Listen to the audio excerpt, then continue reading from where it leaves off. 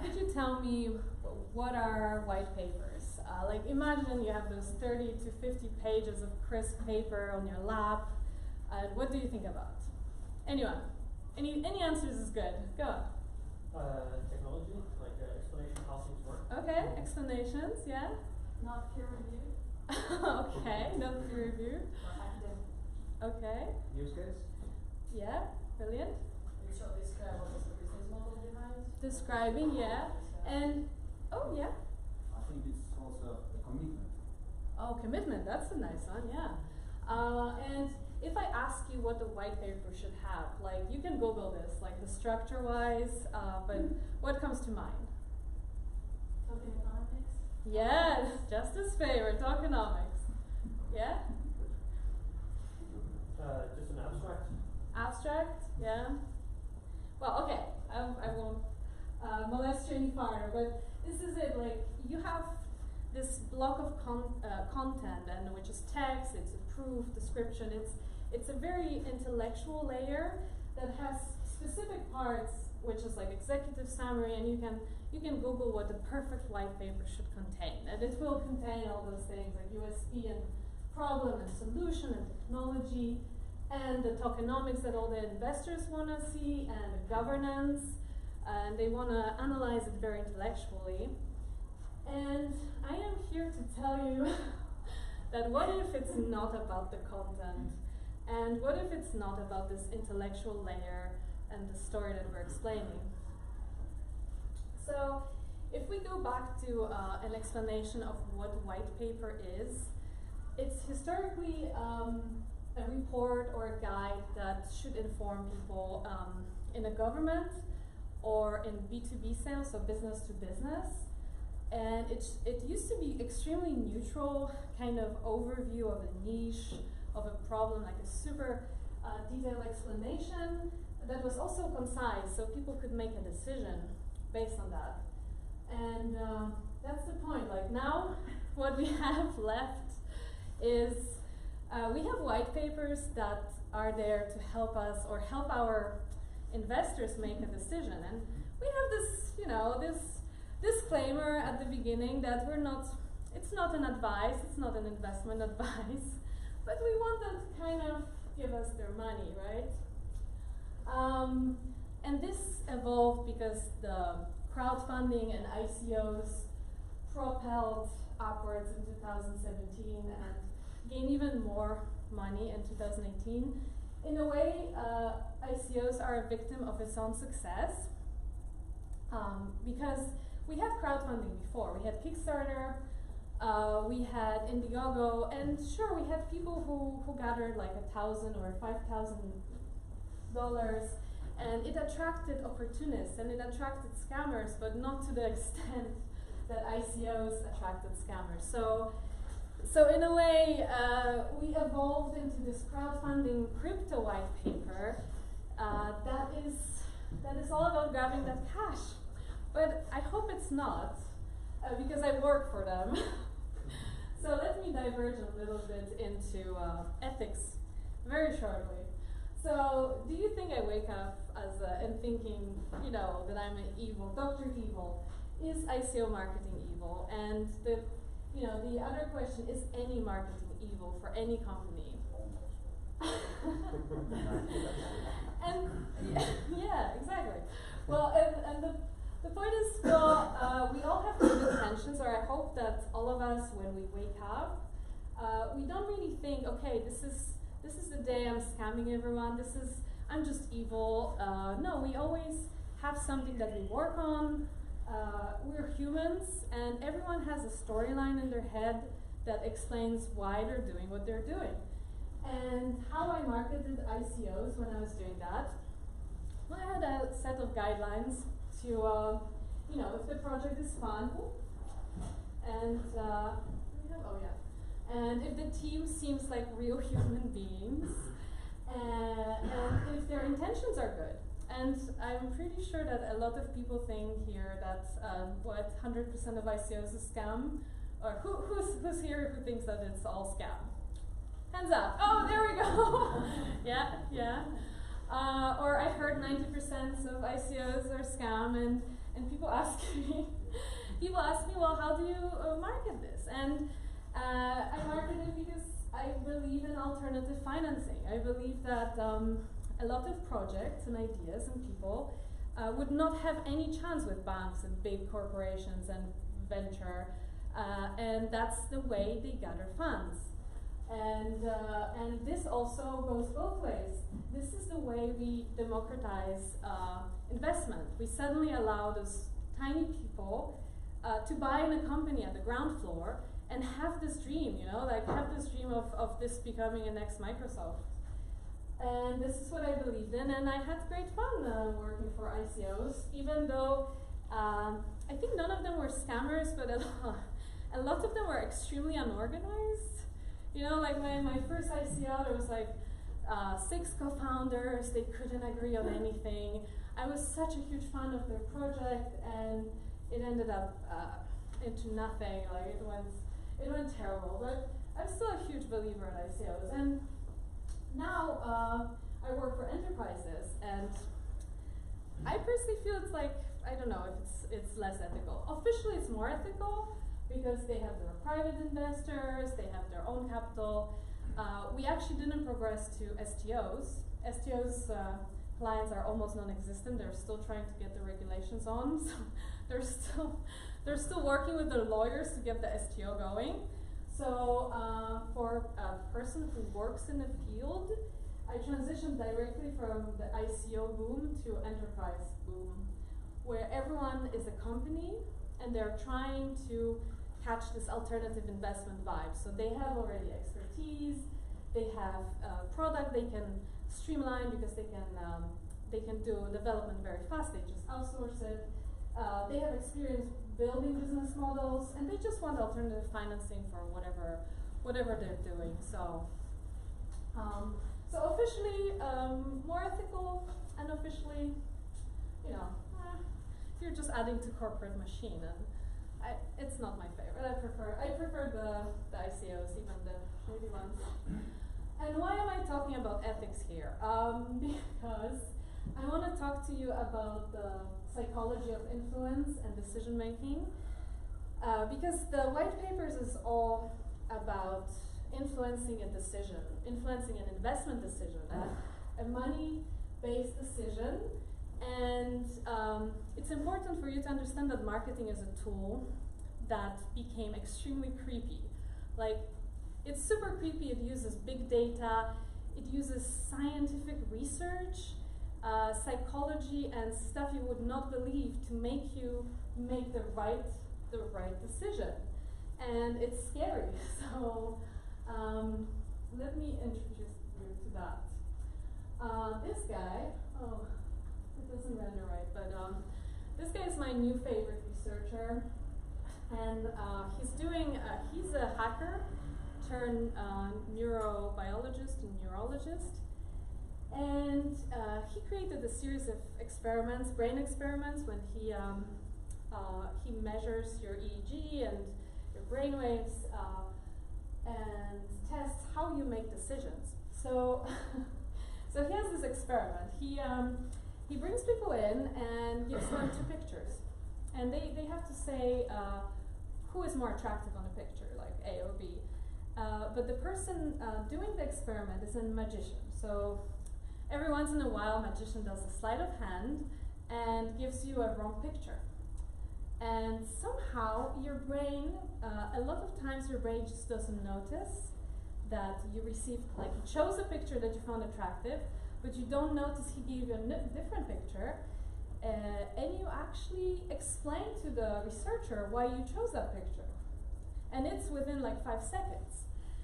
And he has like a lot of research like this, and it turns out that we have absolutely no idea how we make decisions. Like,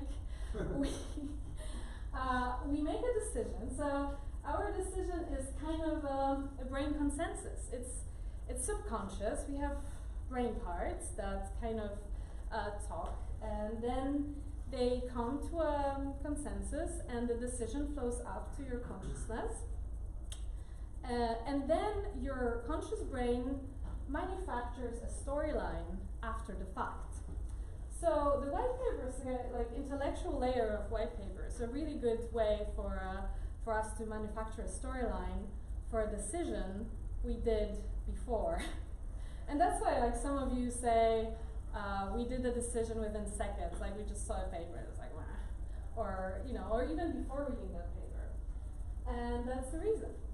And this is not new, like this is, okay, he did this now based on like brain scans, etc. But we knew this since the 20s. So marketing people knew it because money was involved. This was when data-based marketing started. After trying a few things, some people said, okay, we have hardcore data, what works, what doesn't work. Maybe we could, you know, we could test it. And they found out that if you ask people what they want, they lie. Well, they don't know, they just, you know, it's, they don't tell you the truth. So you ask them, would you want this shop and this product in the shop, and we will make this product this, and people say, yes, we want this product, we need this product, we would totally buy it. And then it turns out you make a shop, you make the product, and nobody buys it, and everyone hates it. And so people don't know why they make decisions, they don't know the complexity of it, and we already knew that. And then in the 80s, we had this amazing guy, like a father of marketing influence and psychology of influence, reiterate that, like, and create 6 pillars of psychology of influence. So 6 pillars in which people who have absolutely no idea how they chose anything can be influenced based on hacks and tricks, which is, you know, super scary. So let me explain this a little bit. Yeah, he made like 6 pillars, and maybe you notice there was a scarcity pillar here, so we already know this one, the FOMO, and it still works because we still have like timers in shops, like, okay, buy until then, because it's not, if the price is going to change. We have consensus, but it's not the same consensus. Actually, consensus is a social proof, and what we mean in marketing, social proof is actually, for example, number of people who does something. So a social pressure. So if you're in doubt, you will look what other people do. So there is this famous elevator experiment from the 60s when the guy comes into an elevator and everyone is facing back, not the door. And after a moment, this guy can't help himself, and he slowly faces the back of the elevator. And then they just like, and if they move, they just like, everyone just moves in the elevator, and it's hilarious, but it's actually, we can't help ourselves. We're like a herd animal. So consensus is quite important, and these days we have followers. So in ICO, for example, you can buy followers for all the social media, and this will give you a certain level of trust from people. People will look at your account and it's like, oh, this guy has 50,000 Telegram followers. This project could be interesting, or they have Twitter followers. But in fact, ICO projects that have money, they can buy it easily from world hackers, and it's quite sad. And I'm sure like we have blockchain people here, so this is like a civil attack, I guess. So by design, the system is totally flawed, you know.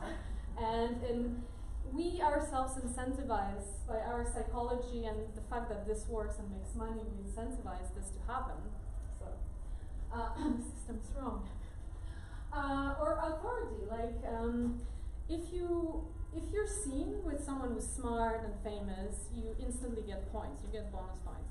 So basically, when I was first doing this first ICO project, and we made a PR, so we were introducing people to our awesome project, and we were so excited, and everyone was like, you know, idealistic, and then you go to those websites, and they're like, yeah, sure, this is really interesting, 1 Bitcoin.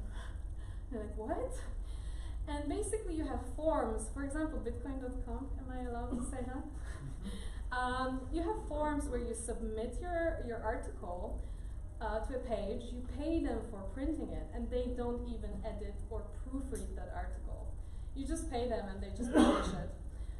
Same with YouTube influencers in the ICO scene. They were just like, okay, well, we will feature you for 500 euro or crypto. So super scary, but you can also do it ethically. You can provide value. For example, like Deloitte, you provide value and you gain authority by being awesome and providing a lot of good content and reports. And this way you establish yourself as a great auditor and a great provider of information.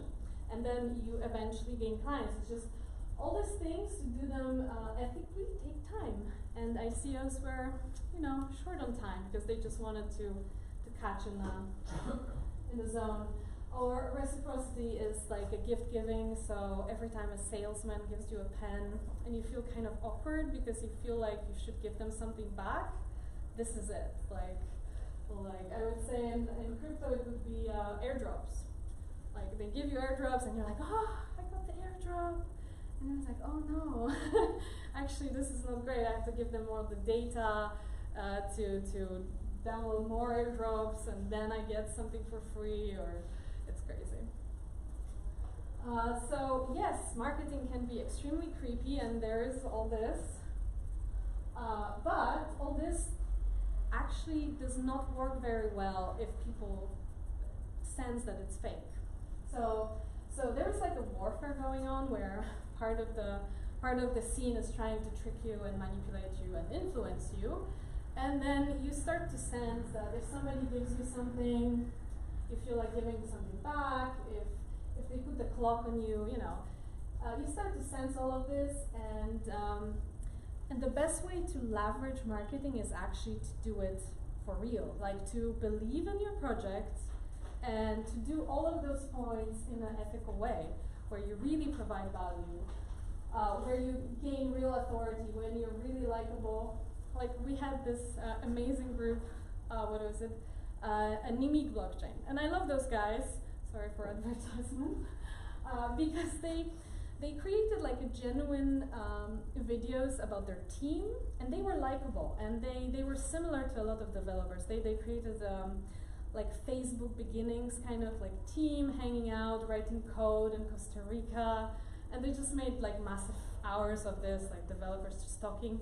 So because they were so genuine and cool and fun, and similar to other developers, they created like an extremely loyal group of followers within the developer community. So now they're like, they're not very successful at the time, I mean at the moment, but they have this like community thing. So being genuine can like, tenfold this whole manipulation scheme of marketing. And my theory, I think it's kind of logical.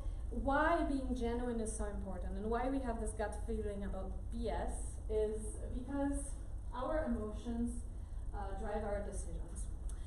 And there is this researcher, Natalia Nowakowska, who he tested people that had emotional centers broken in their brain. So something was not working and they couldn't feel any emotions whatsoever. And what they also couldn't do, weirdly, when he discovered it, they couldn't make any decisions. Like, they would take like what to eat tomorrow or whatever, and they would weigh stuff intellectually, and nothing would come out. Like, they would not be able to pull the trigger on anything, on any simple decision. And that's how we first found out how emotional centers are crucial to us making any decision whatsoever. So my point is that outside of the content layer of the intellectual in your white paper, you actually have to make an emotional connection in various ways. And as a writer, I do various things to actually get to this emotional connection.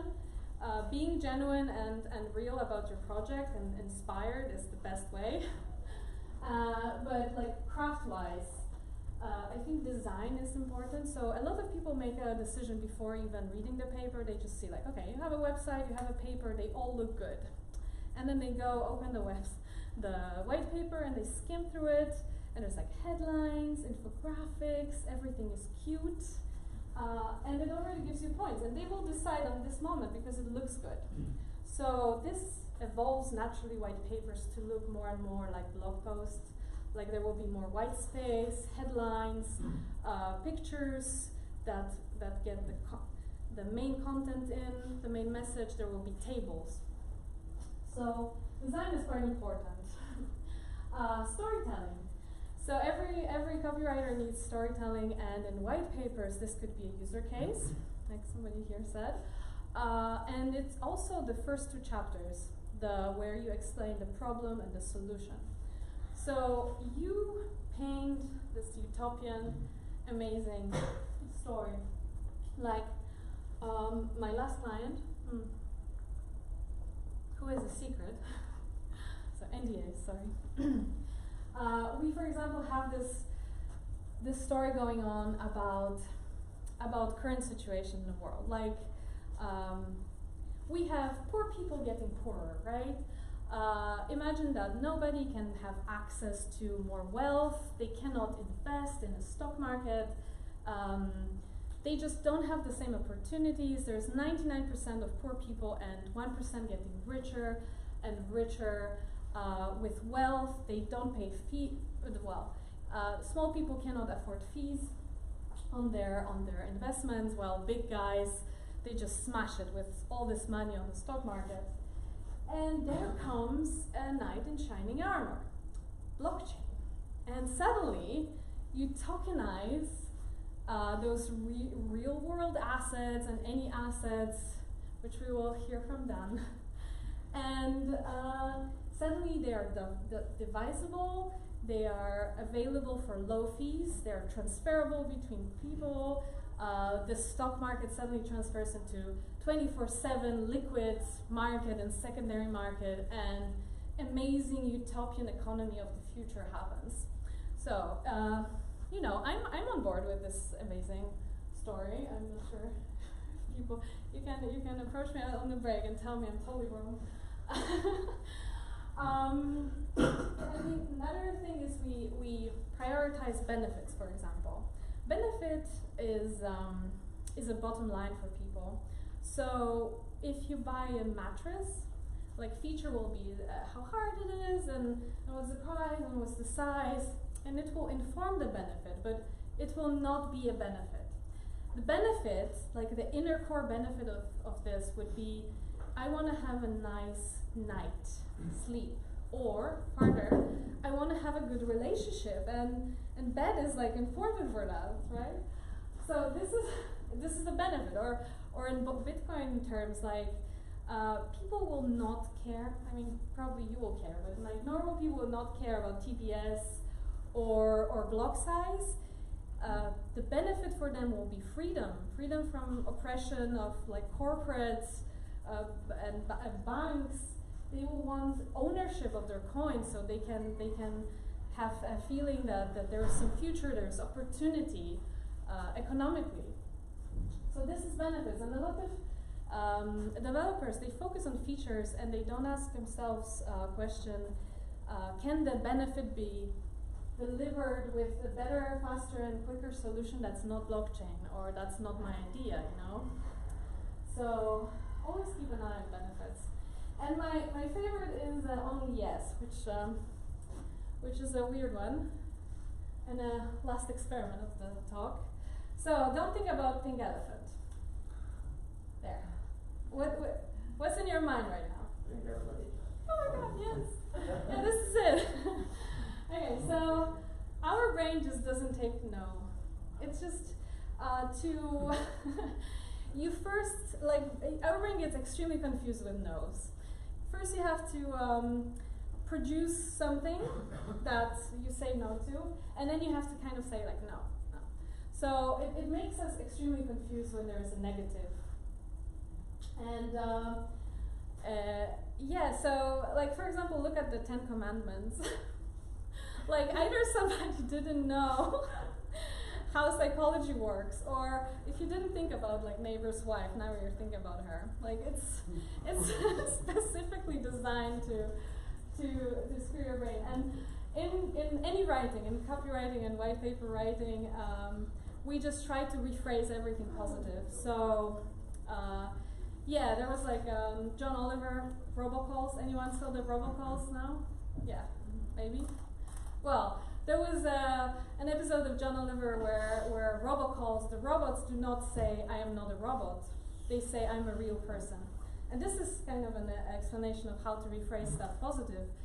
Because if the robot ever in any situation said, I'm not a robot, the only thing you will remember is, oh, this is suspicious, maybe they are a robot. But if they say it positive, your subconscious will like, okay, this is a real person. That's rephrase everything positive.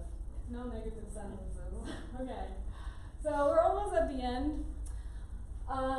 What I was trying to convey here is that your white paper is intellectual just on a very top layer. And yes, you explain your concept, and it's important that you explain this concept, but all the other layers are emotional. So you have to inspire readers, gain their trust, and influence their decisions. And that happens on a layer that we don't actually understand. And to get there, first you try to connect them to them emotionally. So emotion is more important to content than content. But also, if you're genuine and if your project is true and you believe in it, your marketing efforts can be mind-blowing. And like together with all those techniques, if you're actually a believer, this is gonna be great. If you're not, people will find out. Like, I hope they don't find out that the exit's scam, but they will sense something is not right. So thank you for listening, and everyone for pep talks, and my lovely blog down people for feedback, and Jana and Luke for hosting me today, and Justin for more pep talks, and Eleanor for marketing, and Russ Avery for being an awesome sustainable marketer, which he is. He works for Happier in Japan, and we need more ethical marketeers in this scene, I think. So this is me, yeah, and that's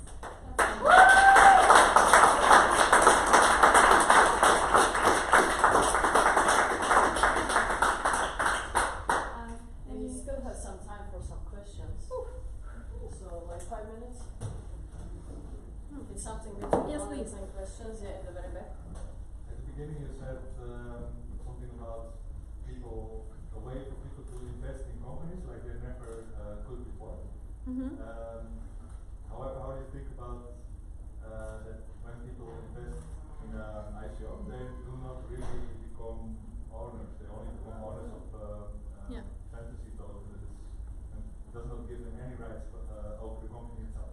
Yeah, so you. Excuse me, shortly, could you repeat the question for the people who don't Oh yes, so I think the question is like, what happens when you buy a token that doesn't have any equity in a company and doesn't have any value outside of trading? Well, I mean, this was a huge problem between ICO and STO, and we all hope that STO would happen, and then people will actually have some sort of some sort of rights to any equity, but I think, well, it was a problem, but I think that people also come in knowing that problem. So they come in, and there's like bad players on both sides. So there's a lot of traders, and there was a lot of greedy people who just wanted a token, and some of them actually destroyed the whole projects because of pump and dump. Like they would buy the tokens, they would then like pump them like just after the release or on an exchange, and then suddenly the whole project would just go down. And I feel like we are on a like unknown ground, so it's kind of like an evolution of ICOs, and there was a lot of problems with that. But I'm a huge fan of capitalism, and I feel like ICOs make a democratic, like capitalism, more democratic and less monstrous, like less monopoly of corporates. But do you see a future for tokenized true investment being tokenized, like that you become a partial owner of the company? Yeah, this is why I'm a huge fan of real assets being tokenized, and and the convergence between like the real stock markets and crypto markets. And this is like my favorite subject, so I'm waiting for this speech about tokenization.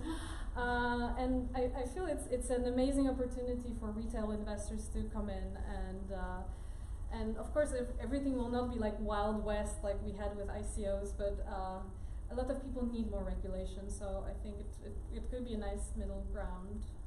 Okay, thank you. Okay, no question, then one question from my side. Thanks for the talk, really appreciate it.